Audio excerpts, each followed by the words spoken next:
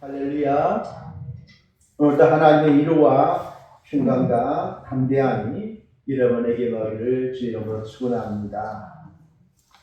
시편을 계속해서 나누고 있습니다. 그래서 여러분들이 주에 올 때는 오늘 시편이지 하고 생각하시고 읽어오시면 큰 도움이 될 줄로 믿습니다. 오늘 12장입니다. 12장도 다윗의 시라 그렇게 제목이 붙어 있죠. 1절을 보면 다윗이 느닷없이 이렇게 부르짖습니다. 여호와여 도우소서. 여호와여 도우소서라고 부르짖습니다. 무슨 이유로 부르짖는지, 왜 그렇게 말하는지 설명 없이 여호와여 도우소서. 여러분, 이 땅을 살아갈 동안에 굉장히 어렵고 힘든 일이 있을 때에, 누군가 나를 도와주지 못할 때에 나를 의지하는 하나님 앞에 나가 주여 도와주소서. 다른 설명을 하지 않아도 하나님 도와주세요라고 부르짖으면 우리를 아시는 하나님이지. 이 다윗이 그렇게 기도하고 쫓아나가지고 앞뒤도 없이 하나님께 나가서 여호와여 도우소서. 굉장히 큰 어려운 가운데, 힘든 가운데 그 삶이 어려우니까 하나님께 나가서 엎드려서 부르짖는 소리가 여호와여 도우소서. 여러분이 이 땅을 살아가는 동안에도 언제든지 여러분 있는 자리에서 아니면 주의 성전에 쫓아나와서 엎드려서 주여 나를 도와주소서, 주님 나를 도와주세요라고 여러분들이 하나님 앞에 부르짖으면 여러분 마음을 아신 하나님께서 반드시 손을 내미시고 도와주실 줄로 믿습니다. 다윗이 왜 그렇게 부르짖을까요? 1절에 보니까 경건한 자가 끊어지며 충실한 자들이 인생 중에 없어지나이다 라고 말합니다. 경건한 자가 원어에 보니까 헤세드라는 뜻이에요. 헤세드라는 말은 은혜라는 뜻이거든요. 그러니까 은혜 충만한 사람이 끊어지나이다, 은혜 받는 자가 없어지고 있나이다 라는 뜻이에요. 그리고 충실한 자들이 인생 중에 없어지나이다. 충실한 자라는 뜻이 무엇이냐면 아멘이라는 뜻이거든요. 그러니까 하나님의 은혜를 받고 하나님께 경배하면서 하나님 그러합니다, 하나님 참으로 그렇습니다라고 고백하는 신앙 고백이 어떻게 됐다고요? 끊어지고 없어지는 시대를 갑니다. 이 사실을 바라보면서 하나님 도우소서. 은혜 받는 자가 없어지고 있나이다. 하나님 앞에 경배하고 응답하는 자가 사라지고 있나이다. 그러니 하나님 도우소서. 무엇 때문에 그럴까요? 무엇 때문에 그러한 은혜로운 자들이 사라지고 끊어지고 아멘하며 하나님께 응답하는 자들이 없어지게 될까요? 2절 말씀에 그렇게 나와 있습니다.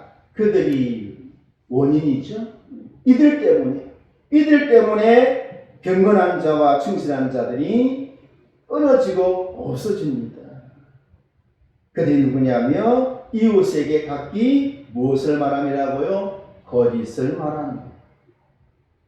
그 다음에 아첨하는 입술과, 세 번째로는요 두 마음으로 말하는 자, 그리고 3절에는 자랑하는 혀라고 네 가지에 대해서 말하고 있습니다. 거짓을 말하고 아첨하는 입술과 두 마음으로 말하고 자랑하는 혀로 말미암아서 참으로 하나님 경건한 자가 끊어지고 충실한 자들이 없어지나요. 그리고 그 일을 행하는, 그렇게 거짓을 말하고 아첨하고 두 마음으로 말하고 자랑하는 혀를 가진 모든 자들이 8절 보니까 비열한 자들이다.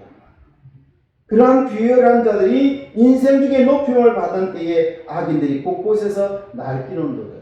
이 시대를 말합니다. 오늘 우리가 있는 시대가 악인들이 잘 되는 시대가, 그렇죠? 죄를 짓는 자가 잘하고 존경받는 시대가 되고 말아요.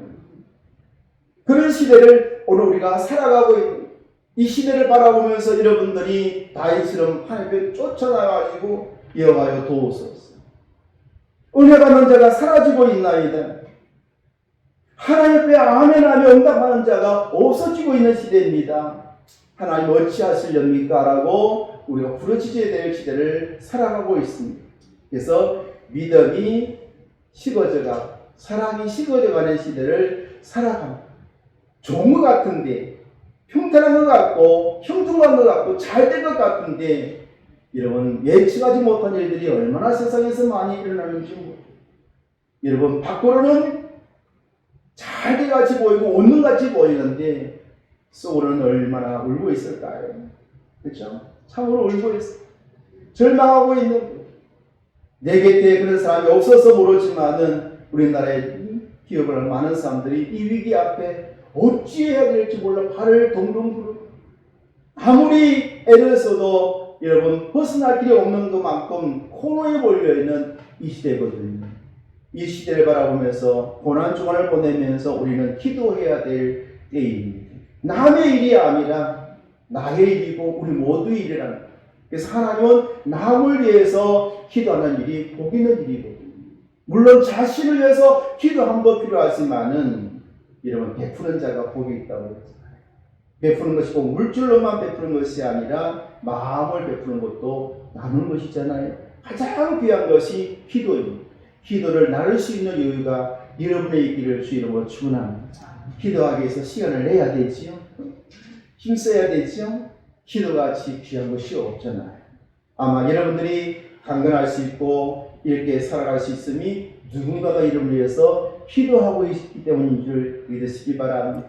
오늘도 안전하게 운전하고 다닐 수 있고 여러분 정신이 힘이 지지 아니하고 오늘 수요일을 기억하고 예배드리기에 올 수 있는 것은 누군가 이름을 위해서 기도하고 있기 때문인 줄 믿으시기 바랍니다. 그러므로 여러분 이 다윗은 그 시대를 기억하고 하나님 앞에 나가서 여호와여 도우소서. 그래서 오늘 말씀 가운데 네 가지 이웃에 대해서 말씀하면서 가장 중요한 말이 2절에 있는데 두 마음으로 말하는 두 마음으로 말하는 것이 거짓이요 두 마음으로 말하는 것이 아첨하는 것이고 두 마음으로 말하는 것이 자랑하는 혀이거든요. 여러분 두 마음, 사람의 마음에는 두 가지가 항상 존재한다는 것을 기억하시기 바랍니다. 선한 것과 악함이 존재해요. 나는 예수 믿고 구원받았으니까 나한테는 선함이 있다 라고 말할지 모르지만 자세히 들어보면 악함도 있다는 거예요. 악함이 떠나갈까요? 안 떠나가요. 그들이 존재하고 있다는 것을 기억하시기 바랍니다. 어느 순간에 그 악한 것이 불쑥 나오는지 알지 못해요. 아주 선한 척하고 귀한 것을 나누고 봉사하고 헌신하지만은 그 내면에 어떤 것이 감추어 있는지 알 수 있을까요? 없을까요? 모르는 거예요. 어떤 범죄한 자가 잡혔어요. 그래서 사람들이 질타합니다. 저렇게 악할 수가 있어? 저런 사람은 없어져야 돼?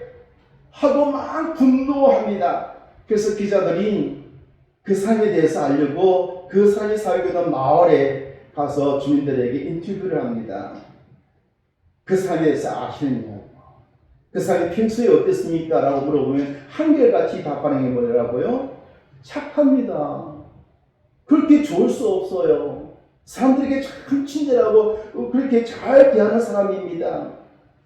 아니 그 사람이 그런 죄를 지을 줄 누가 알았겠습니까? 두 얼굴입니다. 오늘 이 세상에 그렇다고. 우리 믿는 성도들은 그렇지 않을까요? 하나님 앞에 나가서 성령 충만하고 헌신하고 충성하는데 세상 속에 가서는 빛이 되지 못하고 소금이 되지 못할 때가 얼마나 많이 있는지 모릅니다. 심리학자들이 이렇게 말합니다. 사람은 항상 보상을 누리기를 원한다는 것이죠. 그래서 어떤 기업의 사장이 자기 이익을 가지고 직원들에게도 보너스도 주고 기부도 해서 그러한 많은 것을 베풉니다. 그래서 상도 받고. 근데 어느 날 보니 그 회사가 그 사장이 횡령을 하는 거예요. 그래서 심리학자들이 왜 그럴까? 저렇게 기부도 하고 선한 일을 하는데 어째서 그렇게 횡령을 해? 라고 살펴보면서 깨달은 게 뭐냐면 사람의 마음속에는 보상의 심리가 있다는 거예요. 어떤 심리냐면 내가 이만큼 기부했고 이런 선한 일을 했으니 이 정도는 괜찮아. 이 정도야 괜찮지 않을까? 내가 이만큼 했는데 이 작은 거는 별거 아니야 라는 것 때문에 무너진다. 오늘날 교인들도 마찬가지. 내가 이만큼 하나님께 충성하고 기도하고 봉사하고 헌신했으니 이러한 세상적인 죄를 짓는다고 해서 하나님 멸하실까? 내가 한 게 더 많은데? 하는 생각으로 신앙생활할 때가 참 많이 있다는 것을 기억하십시오. 하나님은 우리에게 두 마음을 품지 말기를 원하세요. 온전한 마음으로 하나님 앞에 서는 것을 가장 기뻐하세요. 그래서 하나님이 가장 칭찬했던 사람이 다윗인데 다윗을 표현할 때 하나님이 한마디로 말했죠. 너는 내 마음에 뭐한 사람이라고요? 합한 사람. 그 말이 무슨 말이냐면 너는 내 마음과 하나다. 일편단심. 여러분의 신앙생활이 하나님을 향한 일편단심이 되시기를 주 이름으로 축원합니다. 아무리 내가 하나님 앞에 헌신을 하고 충성을 했다 할지라도 어떤 문제 앞에 섰을 때에 하나님 편에 설 건가 내 이익에 설 건가 생각할 때에 그래도 내가 손해본다 할지라도 하나님 편에 설 거야 라는 것이 일편단심이거든요. 그 마음이 결국 무엇을 이긴다고요? 거짓을 이기는 거예요. 아첨함을 이기는 자랑하는 것을 이기게 될 줄로 믿습니다. 그러한 자가 되기 위해서 오늘 성경은 이 다윗이 뭐라고 말하고 있느냐면 이렇게 말합니다. 5절에 여호와의 말씀에 가난한 자들의 눌림과 궁핍한 자들의 탄식으로 말미암아 내가 이제 일어나 그를 그가 원하는 안전한 지대에 두리로다 하시도다. 그렇게 말하세요. 그 가난한 자들, 눌림과 궁핍한 자들의 탄식, 안타까워 부르짖는 그들의 기도를 들으시던 주님께서 하나님께서 이제 말합니다. 너희의 간구를 듣고 내가 이제 일어나서 너희를 너희가 원하는 안전한 지대로 옮겨 놓겠다 말씀해 주신 것을 보게 됩니다. 그럼 여러분 믿음을 갖고 선한 일을 하기를 한 마음으로 살아갈 때에 악한 자들이 잘 되는 거 보고 낙심하지 말고 내가 손을 본다고 해가지고 낙심하지 말고 하나님께서 내 부르짖음을 들으십니다.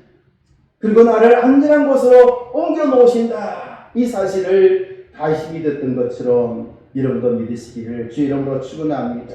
그러면서 다윗이 오늘 성경 6절에 이렇게 말합니다. 여호와의 말씀은 순결하며 극동아리에 7번 단련한 은 같도다. 하나님 말씀만이 진실이다. 하나님 말씀만이 순결하구나 것을 깨달은. 그래서 다윗은 일평생 살아가면서 흔들리지 않을 수 있었던 것은 두 마음을 품지 않을 수 있었던 것은 무엇일까요? 하나님 말씀을 붙들었던 것을 보게 됩니다. 예수님도 사단을 이길 수 있었던 것이 말씀이었어요. 가장 연약할 때, 그렇죠? 40일 검색에서 가장 배고플 때, 그럴 때에 그 유혹 앞에서 이길 수 있었던 유일한 방법이 하나님의 말씀이었어요. 말씀을 붙들고 이겼던 것처럼 오늘 이 시대를 살아가면서 한 마음으로 두 마음이 아닌 오직 하나님만 바라보기 위해서 하나님의 말씀을 들으십시오. 그리고 자세히 들으시기를 주 이름으로 축원합니다.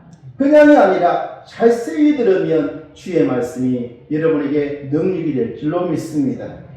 그래서 7절에 이렇게 말합니다. 여호와여 그들을 지키사 이 세대로부터 영원까지 보존하시리이다. 그렇죠? 다윗이 나가서 여호와여 도우소서 안타까워서 부르셨던 그가 결국에는 그 기도자에 일어날 때에 여호와께서 나를 지키실 것입니다.